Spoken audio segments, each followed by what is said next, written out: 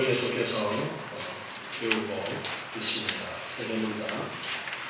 이제 마지막 부분이 되겠는데요. 11장에서 꼭 암송하고 믿고 지켜야 할 내용이라고 해서 16번에는 예수님이 가르쳐 주신 기도는 무엇입니까? 하면서 주기도문에 대해서 첫 번째로 말씀을 하고 있습니다.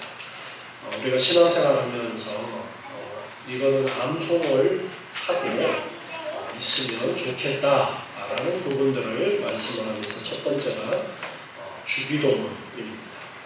주기도문, 사도신경, 십계명 이렇게 세 가지를 암송해야 될 것들로 그렇게 쭉 열거를 하고 있습니다.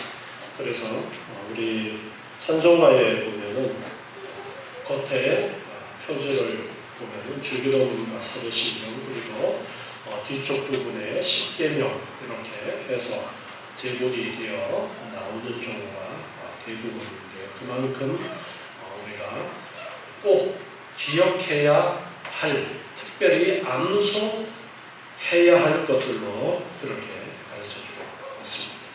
기도에 대해서 오늘 누가복음 11장 1절에 보면은 제자들과 예수님과 함께 나눈 그 내용을 기록하고 있습니다. 그때의 제자 중 한 사람이라고 해서요. 12제자 중에 하나라고 보는 것보다는 당시에 예수님을 따라다니던 제자들 중에 한 사람이라고 이해를 하는 것이 맞을 것 같습니다. 제자 중 하나가 주님께 여쭙기를 요한이 세례 요한을 이야기합니다. 요한이 자기 제자들에게 기도를 가르친 것과 같이 우리에게도 기도를 가르쳐 주십시오라는 요청을 합니다. 당시에 뛰어난 어떤 선생들이 있으면 그 선생을 따르는 그런 사람들에 의해서 공동체가 만들어지고 했었습니다. 그리고 그렇게 만들어진 공동체에서는 하나님을 섬기는 그러한 삶을 더 올바로 하자라는 그런 취지에서 공동체들이 만들어지는데 그 공동체마다 자기네들 나름의 기도문을 가지고 있었어요. 그래서 벌써 이 제자 중 하나가 예수님에게 질문을 던질 상황 속에 세례 요한도 이미 공동체를 형성하지 않았느냐라는 것을 볼 수가 있습니다. 세례 요한 그 공동체 안에도 기도문이 있었다라는 것으로 봐서는 세례 요한을 따르는 많은 사람들이 공동체를 형성하고 그 공동체 나름의 독특한 기도문을 가지고 있었다라는 것을 미루어서 짐작을 할 수가 있습니다. 그래서 세례 요한도 기도를 가르쳐 주어서 하나님 앞에 어떻게 기도할 것인가에 대한 그런 기도문이 있는데 예수님을 따르는 제자 중에 하나가 그래서 우리도 이제 많은 사람들이 예수님을 따르고 하는데 우리도 우리 나름의 기도문이 우리 공동체를 특징 짓는 그런 기도문이 있었으면 좋겠습니다 라는 생각을 가지고 질문을 던진 거예요. 그래서 예수님 우리에게도 그런 기도문이 있었으면 좋겠습니다. 우리에게도 기도를 가르쳐 주십시오 라는 이 말이 우리에게도 그런 기도문을 통해서 기도할 수 있도록 기도를 좀 가르쳐 주십시오. 그렇게 지금 질문을 던지는 것입니다. 그때 예수님께서 너희는 기도할 때에 이렇게 기도해라 라고 하면서 주기도문을 가르쳐 주십니다.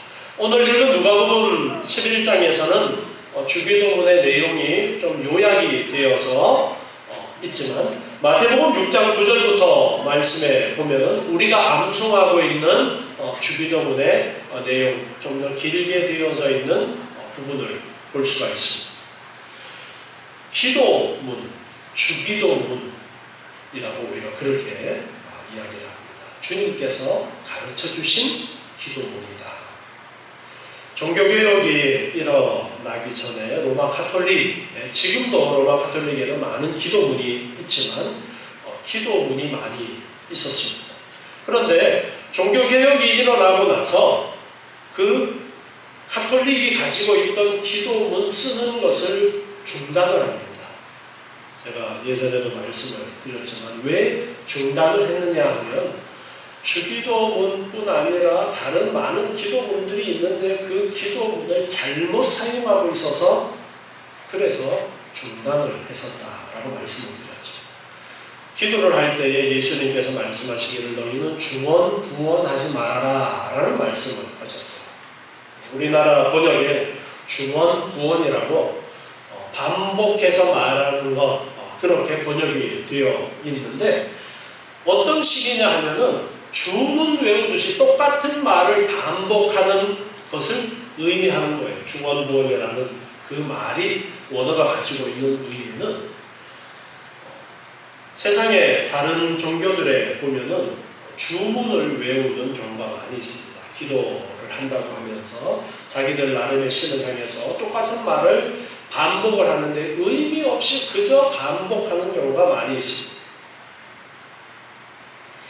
우리 여러분들이 많이 들었을 불교에서 사용하고 있는 가장 흔하게 우리 잘 알고 있는 나무아미타불 하는 말 들어보셨죠? 근데 그게 어느 나라 말이냐? 일반적으로 사용하는 그런 나라의 말이 아니에요.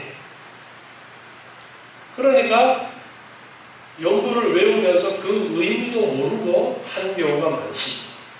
그래서 중얼중얼한다라는 말을 연불 외운다라는 말로 표현을 하기도 하죠. 그래서 기도문이 연불 외우듯이 그렇게 잘못 사용되어진 부분들이 가톨릭 시대, 중세 시대 때 아주 많이 있었던 거예요. 그리고 고해성사라는 것이 가톨릭에 있죠. 고해성사를 하면은 자신의 잘못을 사제에게, 신부에게 가서 이야기를 하면은 신부가 그 이야기를 듣고서 죄 용서받는 길을 이제 일러줍니다.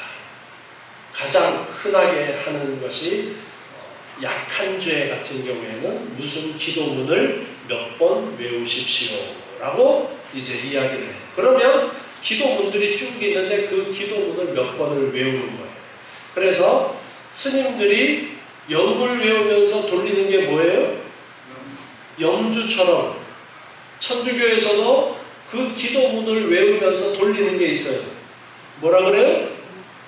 왜 그거는 다른 이름으로 부르는지 모르겠지만 그런 식으로 연불 외우듯이 똑같은 말이 의미 없이 반복되어지는 그 잘못 때문에 야 이거 기도문을 잘못 사용하고 있으니까 기도문 사용하는 것을 중단하자. 그렇게 해서 개혁교회에서 기도문 사용하는 것을 중단하고 오직 주기도문만 남겨놓고 기도문 사용하는 것을 중단했습니다.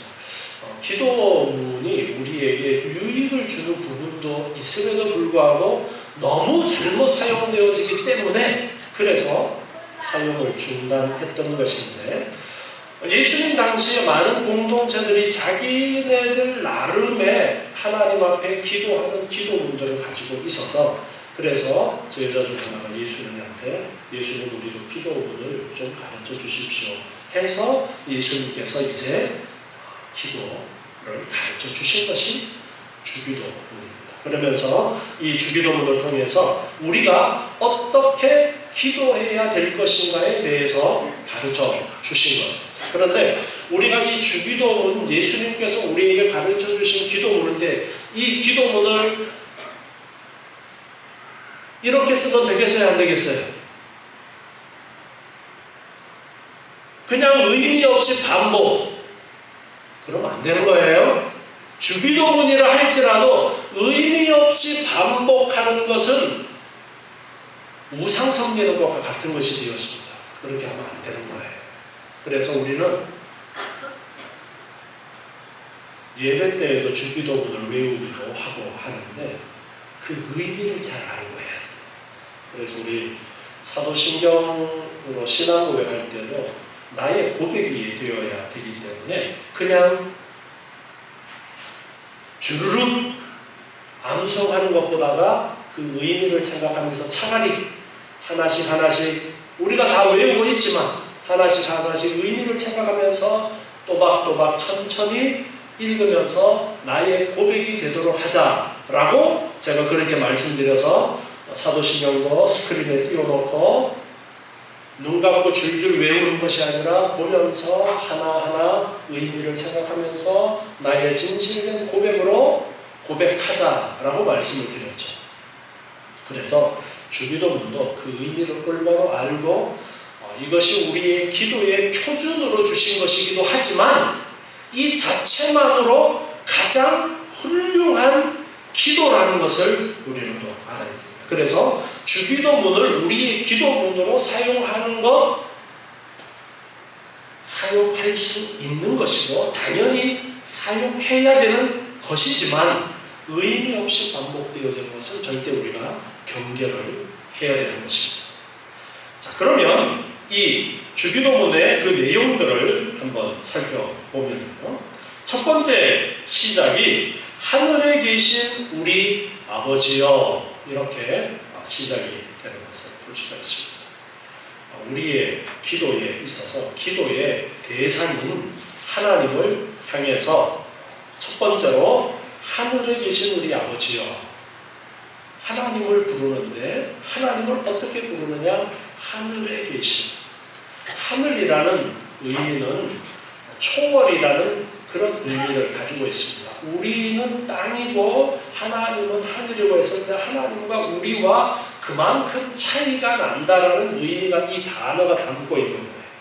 그래서 하늘에 계시다라는 것은 우리와는 비교할 수 없는 분이시다라는 의미가 거기에 담겨져 있는 거예요. 그런데 우리의 기도의 대상이기 때문에 여러분 기도할 때에 기도의 대상은 나보다가 능력 많은 사람에게 기도하는 것이죠.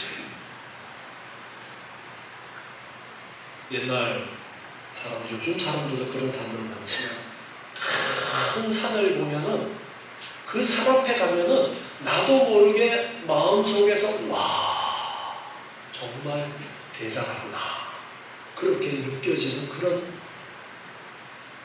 산들이 있어. 이렇게 쳐다만 봐도 와 큰 바위를 보면서 바위만 봐도 와 그러면 그 바위한테 가서 비밀 저절로 경외심이 우러나오는 그런 것이 있어. 아, 저 정도면 나보다는 등치도 크고 나보다는 힘이 있지 않을까. 그래서 나무를 향해서 비는데 여러 나무한테 빌어요? 아름드리 나무한테 빌어요? 사람들이?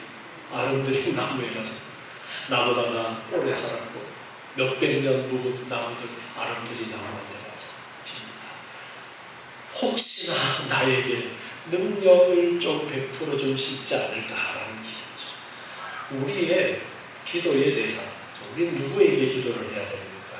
하나님께 기도합니다. 그런데 그 하나님이 어떤 분이신가를 이 기도의 첫 번째에서 가르쳐주고 있습니다. 그래서 하늘에 계신 분, 우리와 비교할 수 없는 능력이 있는 분, 전능하신 분이시다. 이 하늘이라는 단어가 그런 의미들을 다 포함을 하고 있는 겁니다. 하늘에 계신 아버지. 그런데 그 능력 있는 우리와는 비교도 안 되는 그 하나님은 우리와의 관계가 어떤 관계인가를 분명히 알고 기도하라는 거예요.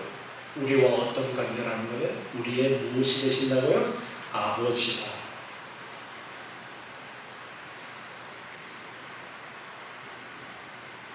아버지. 가까운 사이, 먼 사이. 우리나라 사람들은 아버지가 좀 엄한 그런 이미지가 아직까지도 많이 있지만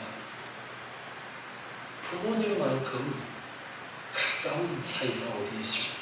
그런데 자녀의 입장에서 아버지라고 바라보면 좀 두렵기도 하고 그런 부분들이 없지 않아 있지만, 자녀를 가지신 분들, 아버지, 어머니의 입장에서 자식을 보면 어떻습니까? 모든 것을 다 주고 싶은 것이 부모의 마음이죠. 나를 희생해서라도 자녀를 키우고 자녀가 잘 되도록 하려는 마음이 부모가 가지고 있는 마음. 그런데 우리 하나님이 아버지시기 때문에 그러한 사랑을 가지신 분이라는 것을 우리가 알고 그분을 향해서, 우리의 아버지를 향해서 기도합니다. 그런데 아버지가 나의 아버지가 아니라 누구의 아버지예요? 우리 아버지라고 가르쳐주고 있습니다. 우리나라에서는 우리라는 말과 나의 아버지라는 말이 별 차이가 안 느껴질 수도 있는데요. 분명하게 나의 아버지가 아니라 우리 아버지라고 가르쳐주고 있어요. 그것은 왜냐하면 나 혼자 하나님과의 관계가 아니라는 거예요. 하나님과 우리와의 관계는 항상 나 혼자 하나님이 아니라 우리와 하나님과의 관계에 있어야 된다는 것을 가르쳐 주십니다. 항상 교회 공동체, 이것을 기억해야 된다는 것입니다. 그래서 하나님 아버지는, 하늘에 계신 아버지는 우리의 아버지, 우리의 아버지. 우리 공동체에, 우리 교회에 아버지 되신다라는 것을 말씀하고 있는 거예요. 우리 기도의 대상이 되는 그분은 우리의 아버지 되시는 하나님을 향해서 우리가 기도하는 것이다. 그래서 우리의 기도의 대상인 그분을 부르는데 어떻게 부르느냐? 하늘에 계신 우리 아버지여, 하늘에 계신 우리 아버지여. 그리고 이제 첫 번째 기도의 내용이 나오는데, 우리 이름이 거룩히 여김을 받으시오며, 이렇게 가르쳐주고 있습니다.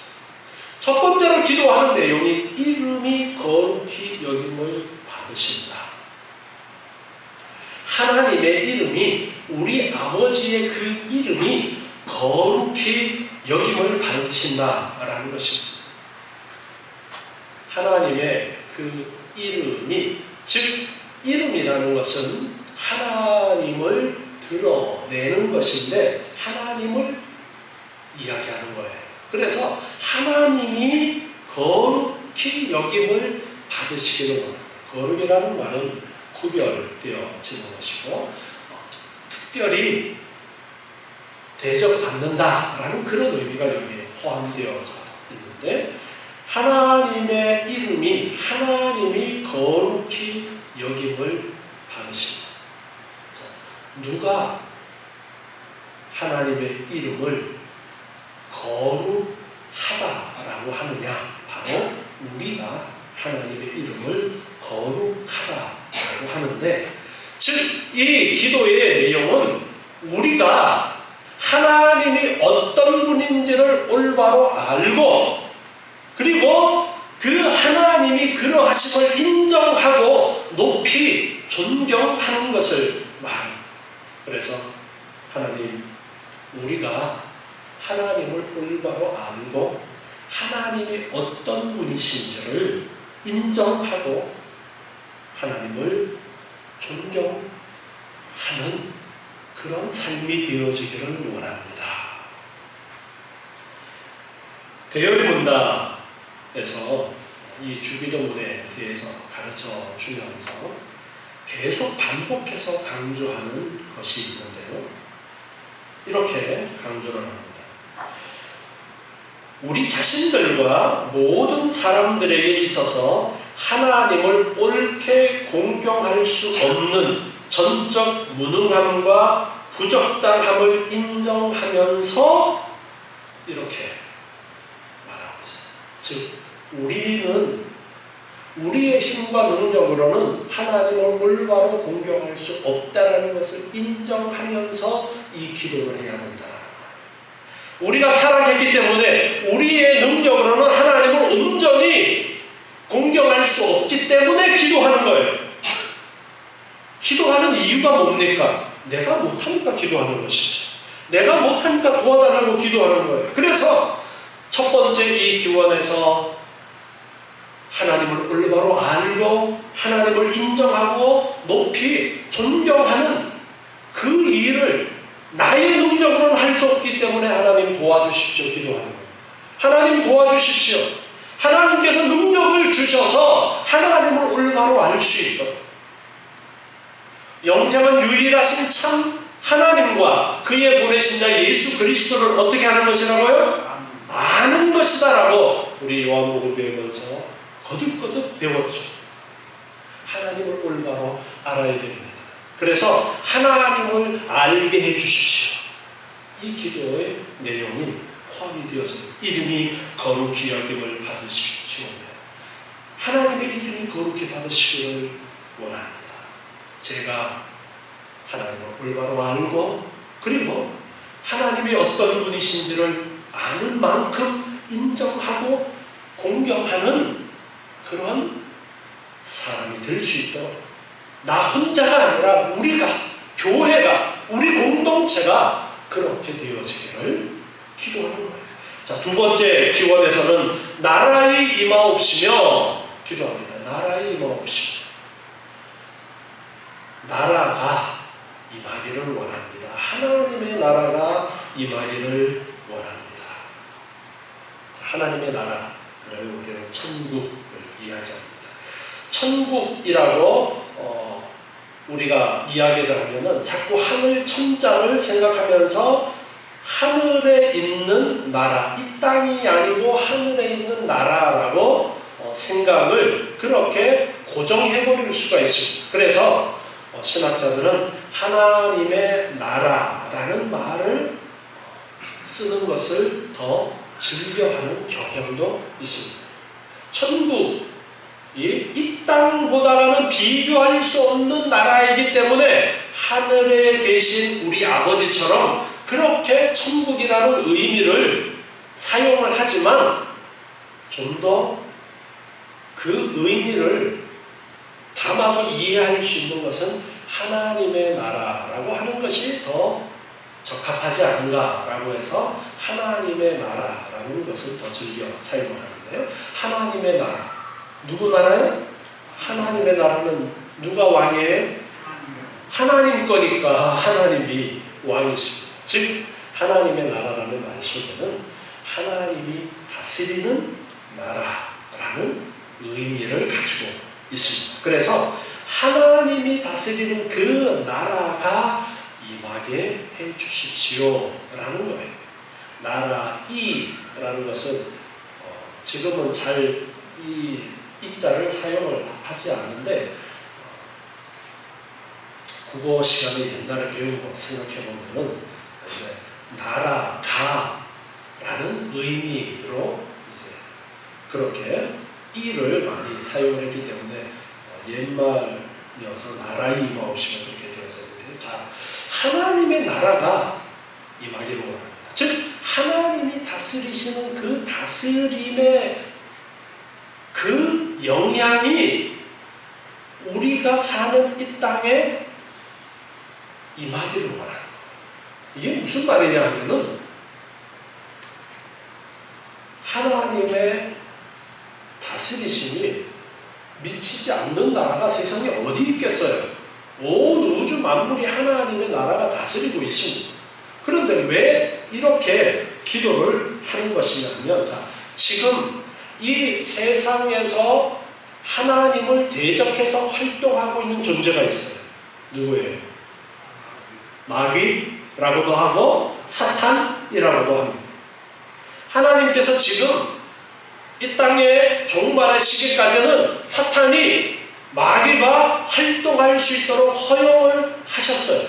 그래서 이 마귀가, 사탄이가 활동을 하면서 온 세상을 마치 누구의 나라인 것처럼 혼동하게 만들어요? 사탄의 나라인 것처럼 혼동하게 만듭니다. 그래서 예수님이 금식한 다음에도 야, 내가 이 넓은 나라 너한테 줄게. 아니, 지가 뭔데? 그런 이야기를 할 정도로 지금 세상은 사탄이 더 많은 영향력을 끼치고 있는 것처럼 되어진 세상 속에 우리가 살아가고 있는 것입니다. 그런데 하나님이 전능하시면 하나님의 능력으로 얼마든지 사탄 모가지 쳐버리고 하나님이 영향을 미칠 수가 있잖아요. 그런데 지금 하나님이 그렇게 하시는 거예요? 안 하시는 거예요? 그렇게 안 하시는 거예요. 왜냐? 하나님이 그렇게 하시면 이미 종말인 거예요.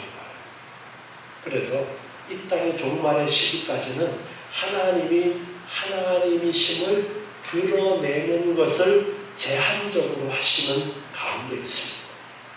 그런데 교회는, 주님의 공동체인 교회는 하나님의 나라여야 합니다. 그런데 교회마저도 사탄이 들어와서 하나님의 나라의 사람들에게 자꾸만 방해를 하는 일들이 있는 거예요.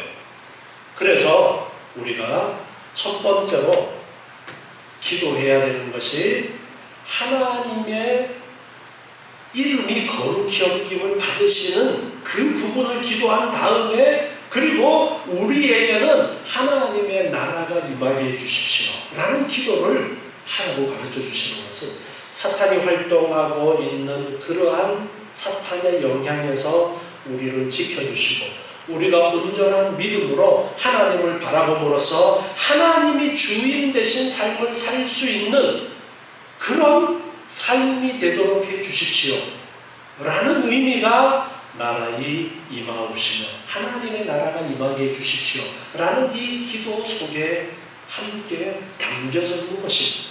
즉 교회는 온전히 하나님이 다스리는 그 나라로서 지상에 천국이 되어져야 되는데 우리가 사는 삶이 그렇지 못한 부분들이 많이 있기 때문에 그렇게 기도를 하는 것입니다. 그리고 이 세상 가운데에서도 사탄이 많은 영향을 끼치며 있는 이 악으로 가득한 이 세상 속에서 하나님께서 먼저 교회를 든든하게 세워주시고 교회가 하나님의 다스림에 온전히 순종하는, 즉 우리 성도들이 하나님의 다스림에 온전히 순종함으로써 하나님이 다스리는 그러한 삶이 되게 해주시고, 그리고 이 다스림의 영향이 죄악된 세상을 향해서도 흘러 넘쳐서 빛과 소금이 되어서 하나님의 나라가 점점 더 확장이 되어지도록 해주십시오.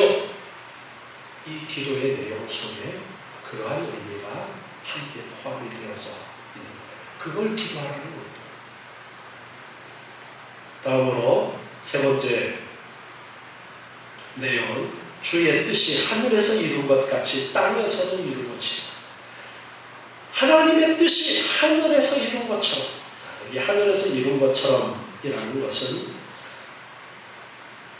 천상에서 이루어지는 일들을 말씀하고 있습니다. 천상에서 하나님의 뜻이 이루어지는 것, 전적으로 하나님의 뜻이 이루어지는 그러한 곳이 천상 세계인데, 거기에서 하나님의 뜻을 따라 순종하고 하나님의 뜻을 따라 움직이는 존재들이 있습니다. 누굽니까? 천사들이죠. 타락한 천사 말고 의로운 천사들, 하나님의 말씀에 순종하는 천사들인데, 하늘에서 하나님의 뜻을 따라 천사들이 순종하면서 하나님의 온전하신 뜻 가운데서 움직여지는 그들처럼 주의 뜻이 하늘에서 이루어진 것처럼 땅에서도 이루어지기를 원합니다. 이 땅에서도 하나님의 뜻이 이루어지는 그러한 땅이 되어질 수 있도록, 즉 선한 천사들이 하나님의 뜻에 순종하는 것처럼 이 땅에 우리도, 그리고 모든 세계가 하나님의 뜻을 알고 순종하는 그런 곳이 되어질 수 있도록, 먼저는 우리 공동체가, 교회가 하나님의 뜻에 따라서 하나님이 말씀하신 것이 나를 통해서, 우리를 통해서, 교회를 통해서, 교회 공동체를 통해서 이루어지도록 하나님의 말씀이 온전히 이루어지는, 즉 하나님의 말씀에 순종하는 우리의 삶이 되게 해 주십시오. 성령 하나님께서 우리들을 도와주심으로써 악한 것들을 제거하고 오직 하나님의 뜻을 순종하는, 자, 사탄은 지금 천상의 세계에 속해 있습니까? 쫓겨났습니까? 쫓겨났죠. 그 천상계처럼 이 땅에서도 지금 사탄이 활동하고 있지만 그 사탄이 활동하는 속에서 우리의 삶이 온전히, 천상의 천사들이 온전히 하나님의 말씀에 순종하는 것처럼 순종하는 삶이 해주십시오. 나라의 임하옵시며라는 내용과 연결이 되어지는 부분이죠. 그래서 주의 뜻이 하늘에서처럼 이 땅에서도 하나님의 말씀이, 하나님의 뜻이 다 이루어지게 해주십시오. 그렇게 기도하라는 것입니다. 다음 네 번째로는 오늘날 우리에게 일용할 양식을 주옵시고, 그렇게 기도하라고 가르쳐 주십니다. 우리에게 일용할 양식을 주십시오. 아담과 하와가 선악과를 따먹고 타락합니다. 선악과를 따먹고 타락함으로써 에덴 동산에서 쫓겨나고 어떻게 해야 먹고 살 수 있어요? 땀 흘려 일을 해야 먹고 살 수 있게 되었어요. 그런데 땀 흘려 일을 하고 노력을 하면은 그 노력한 만큼 정확하게 수확이 거두어집니까? 거두어지지 않는 경우도 있습니다. 거두어지지 않는 경우도 많이 있습니다.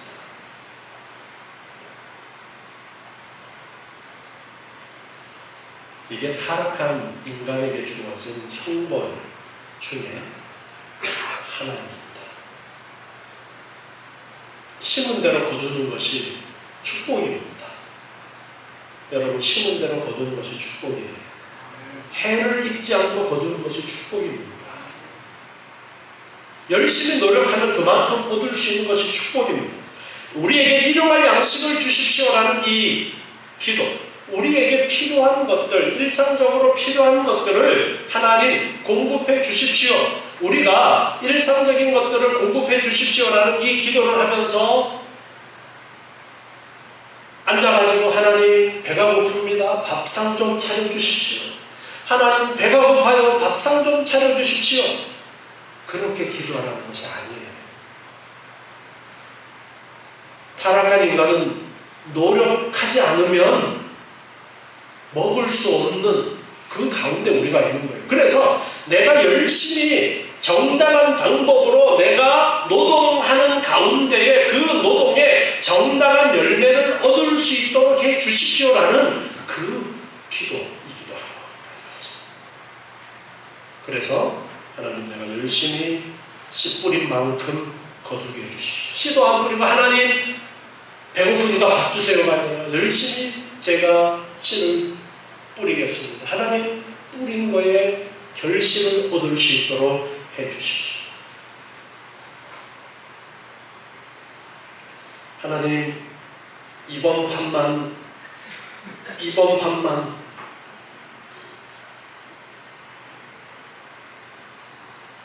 대박나게 해주세요. 불법적인 방법으로 이익을 취하려고 해서는 안 되고 정당한 방법으로 이익을 취하려는 내 노력에 하나님 성과를 얻을 수 있도록 해주셔서 일반적으로 삶에 필요한 것들이 채워지는데 어려움이 없도록 해주십시오. 그 기도를 하라는 것입니다. 불법적인 것을 구하는 것이 아니라 노력도 하지 않고 앉아서 하나님 하늘에서 밥상이 뚝하니 내려오기를 기도하라는 것이 아니라 열심히 타락한 인간은 이제 노력하지 않으면 먹고 살 수 없기 때문에 내가 열심히 노력하는 과정 속에 적당한 열매를 거두어서 내가 일상적으로 먹고 사는데 지장이 없도록 해주시죠. 그 기도를 하라는 것입니다. 다음으로 다섯 번째는 우리가 우리에게 죄 지은 자를 사하여 준 것 같이 우리 죄를 사하여 주옵시고. 가장 중요한 문제, 이 죄의 문제를 이야기하면서 우리 죄를 용서해 주십시오라고 기도하라는 겁니다. 우리 죄를 용서해 주십시오. 우리의 죄를 용서해 주십시오. 우리는 원죄와 자범죄로 말미암아 하나님 앞에 죄 지은 그런 존재들이기 때문에 그 죄의 값은 사망이기 때문에 지옥불에 던져질 수밖에 없는 그런 존재들인데 우리 죄를 용서해 주십시오라고 기도를 하는 것입니다. 그런데 전제가 있어요. 우리가 우리에게 죄 지은 자를 사하여 준 것 같이. 이것이 무엇을 가르쳐 줍니까? 우리에게 죄 지은 자를 용서하라는 거예요? 하지 말라는 거예요? 해야 된다는 겁니다. 우리에게 잘못한 사람을 용서해 주어야 한다는 것입니다. 용서해 주어라. 먼저 나에게 잘못한 사람을 용서해 주어라. 그것을 가르쳐 줍니다. 그래서 우리가 우리에게 죄 지은 자를 사하여 준 것 같이 우리 죄를 사하여 주옵시고라는 이 기도를 하기 위해서는 나에게 죄 지은 자를 용서해 주지 않으면 내 죄 사함을 받을 수 있는 거예요? 없는 거예요? 없는 거예요. 그래서 먼저 우리도 우리의 삶 속에 나에게 잘못한 자가 있으면 그 사람을 용서해 주고, 그리고 하나님 향해서 하나님 나의 죄를 용서해 주십시오. 내 죄를 용서해 주셔서 이제 죄의 대가를 치르지 않아도 되도록 예수 그리스도의 공로를 덧입어서 이제 죄의 대가를 치르지 않아도 되도록 용서해 주십시오라고 죄의 용서를 구해야 된다는 것을 가르쳐 주십니다. 다음으로 여섯 번째는 우리를 시험에 들게 하지 마옵시고 다만 악에서 구하옵소서. 죄 용서를 받고 나서 우리의 삶 속에 우리의 삶이 어떠해야 되느냐? 시험에 들지 않고 악을 행하지 않는 삶을 살아야 되는 거예요. 그런데 시험에 들지 않고 악을 행하지 않는 삶을 살려니까 그게 우리 생각대로 잘 돼요, 안 돼요? 잘 안 되는 겁니다. 왜 그렇다고 그랬어요? 누가 지금 활동하고 있기 때문에? 사탄이 활동하고 있기 때문에. 하나님의 능력이 전적으로 겉으로 드러나버리면은 사탄이 더 이상 활동하지 못하는데 사탄이 활동하는 가운데 우리가 거기에 지금 생활하고 있는 거예요. 그러면서 하나님께서 뭘 하라고 하시냐 하면 기도하라는 거예요. 자, 하나님이 능력이 있으신데 얼마든지 우리를 그냥 보호해 주실 수 있는데 기도하라. 기도는 여러분 의무입니다. 기도는 의무예요. 해도 되고 안 해도 되는 것이 아니라 의무예요. 반드시 해야 되는 거예요. 그래서 하나님을 향해서 하나님 시험에 들지 않도록 저를 지켜주십시오. 악을 행하지 않도록 저를 도와주십시오. 날마다 우리는 기도할 수밖에 없는 거예요. 왜? 이 땅에 종말이 오기까지는 사탄이 끊임없이 활동하면서 세상에 믿지 않는 자들을 미혹하는 것은 물론이거니와 믿는 자들까지 하나님의 자녀들까지도 방해하려고 끊임없이 활동하고 있기 때문에 쉽게 우리는 넘어지고 시험에 들고 악을 행하는 자리에 들어갈 수 있기 때문에 그래서 기도해야 되는 거예요. 하나님 도와주십시오. 내 힘과 능력으로는 할 수 없습니다. 도와주십시오. 우리가 넘어졌을 때 하나님이 일으켜 주시고 다시 일어나서 하나님을 바라보고 나아갈 수 있도록 도와주십시오. 자, 주기도문을 가르쳐주면서 항상 이 기도의 내용은 나만을 위한 것이 아니라 우리라는 교회 공동체를 함께 생각해야 된다는 말씀이었어요. 시험에 들지 않고 악을 행하지 않도록 악에서 구해달라는 이 기도도 마찬가지입니다. 우리 주변에 보면은 예수 믿다가 시험 들어서 지금 넘어져 있는 그런 사람들 있습니다. 그런 사람들을 위해서 우리가 함께 기도해야 되는 거예요. 하나님, 시험에 들어있는 자 빨리 일으켜 주십시오. 사람이 시험에 드는 이유는 참 여러 가지죠. 교회 다니는 사람들 시험 드는 이유가 참 여러 가지입니다. 교회에서 뭔가를 이렇게 나눠주는데 선물을 나눠주는 거예요. 선물 나눠주는데 내가 못 받았어.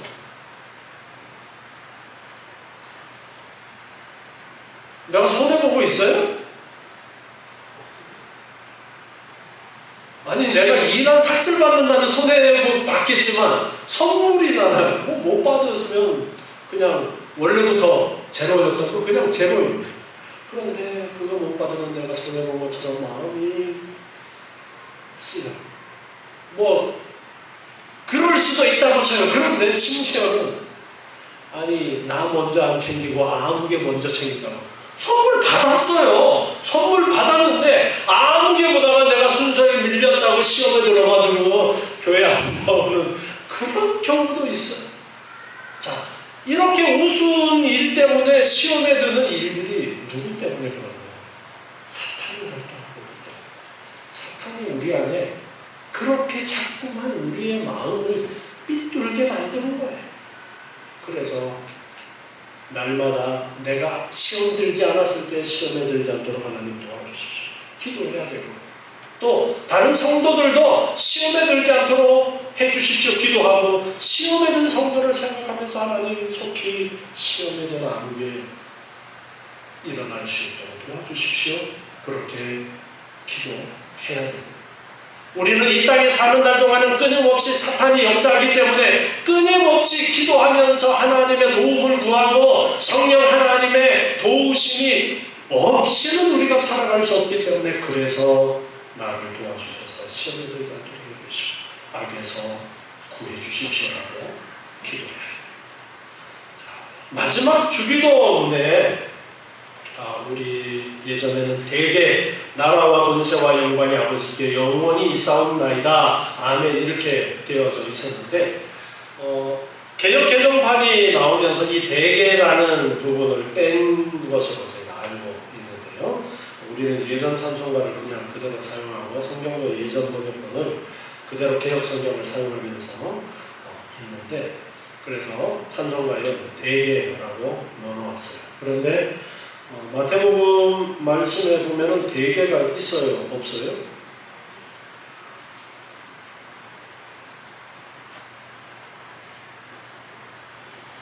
대개는 없고 뭐가 있어요?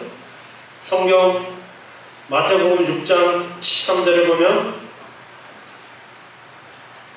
뭐가 있어요? 갈로가 있어요. 갈로가 이렇게 되어져 있어요.